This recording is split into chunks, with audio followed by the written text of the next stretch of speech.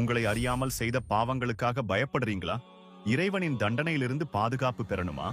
அப்படியானால் நபி மூசா அலைஹிஸ்ஸலாம் அவர்கள் இறைவனிடம் அழுது கேட்ட இந்த சக்தி வாய்ந்த துஆவை மனப்பாடம் செய்து கொள்ளுங்கள். أنت ولينا فاغفر لنا وارحمنا وأنت خير الغافرين واكتب لنا في هذه الدنيا حسنة وفي الآخرة إنا هدنا إليك.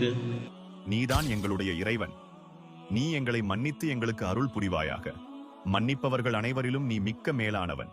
நீ எங்களுக்கு இம்மையிலும் மறுமையிலும் நன்மையை முடிவு செய்வாயாக. நிச்சயமாக நாங்கள் உன் பக்கமே முன்னோக்கினோம்.